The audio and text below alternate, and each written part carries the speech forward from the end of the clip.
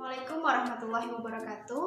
Perkenalkan, nama saya Dewanti Novela Putri dari kelas S1 Farmasi B kelompok C. Di sini saya akan mempresentasikan hasil reformulasi sediaan emulsi oral yang menggunakan zat aktif minyak jintan hitam. Emulsi adalah sediaan yang mengandung bahan obat cair atau larutan obat yang terdispersi dalam cairan pembawah dan distabilkan dengan zat pengemulsi atau surfaktan yang cocok.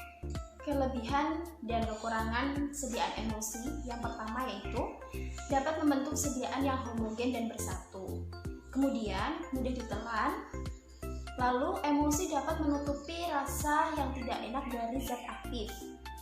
Lalu efek terapi dapat diperpanjang dan lebih ekonomis serta lebih mudah untuk diabsorpsi. Kekurangan dari sediaan emulsi yaitu yang pertama, sediaan kurang praktis. Yang kedua, stabilitas rendah dibandingkan tablet.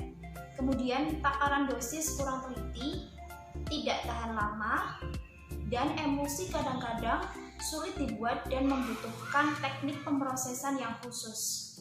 Formulasi bakunya saya ambil dari skripsi milik Daisy Indayanti yang berjudul Uji Stabilitas Fisik dan Komponen Kimia pada Minyak Biji Jintan Hitam dalam bentuk emulsi tipe minyak dalam air menggunakan DCMS.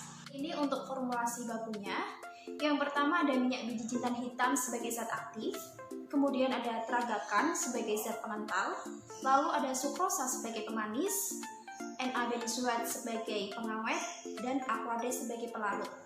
Formulasi pengembangannya saya ambil dari jurnal milik Muhammad Ilham Tomagola yang berjudul Formulasi Emulsi Oral Minyak Jintan Hitam dengan Bahan Pengental. Ikut untuk formulasi pengembangannya, untuk zat aktif saya tetap menggunakan minyak jintan hitam. Kemudian untuk zat pengental dari tragakan saya ganti menggunakan santan gum. Lalu untuk pemanis dari sukrosa saya ganti menjadi sorbitol. Kemudian ada tambahan emulgator yaitu menggunakan twin dan span 80. Kemudian untuk pengawet dari NA-benzoat saya ganti menggunakan metil paraben dan juga propil paraben dan menggunakan pelarut Aquades.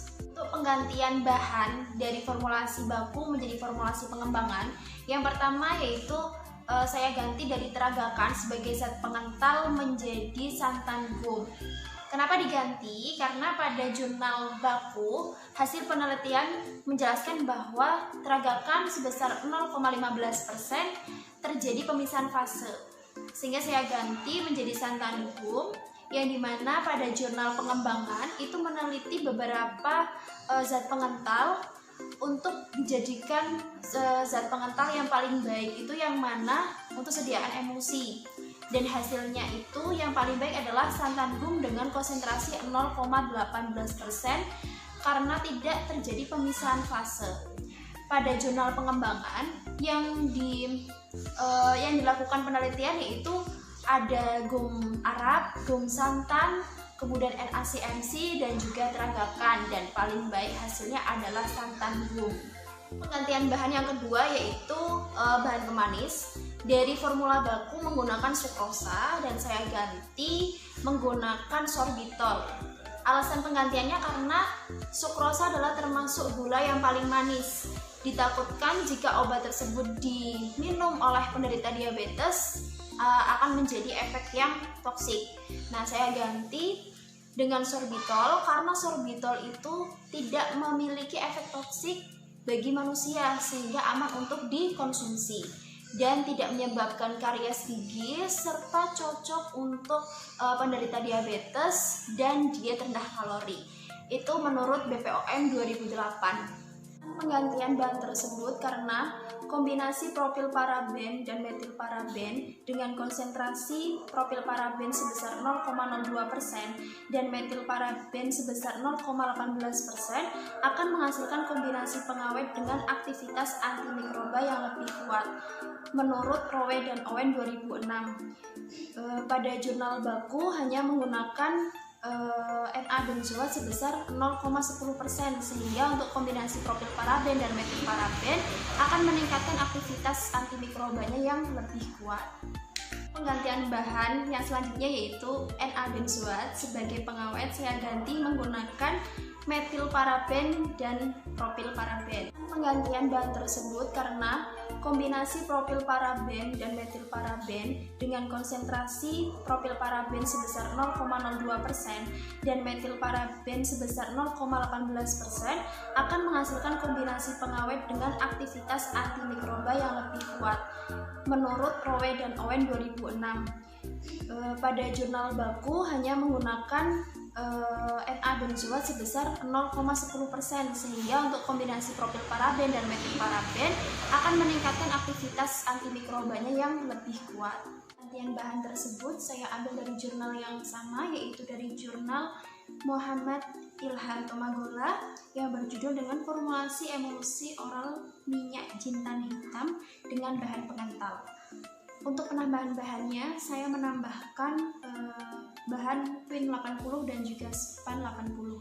Alasan penambahan dengan kombinasi Twin 80 dan Span 80 yaitu karena untuk mendapatkan sediaan emulsi yang stabil, seperti kutipan yang ada pada jurnal formulasi pengembangan.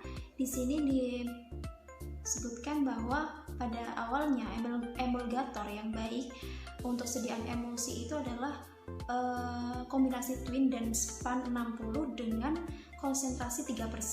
Namun, berdasarkan literatur, emulgator non-ionik yang aman dan sesuai untuk emulsi oral adalah Twin dan Span 80.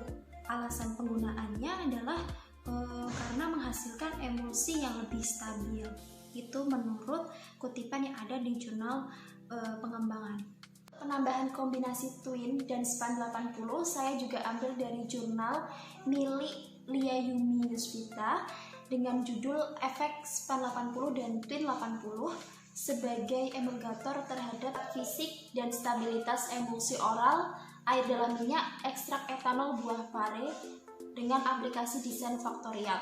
Di jurnal ini dijelaskan bahwa ada suatu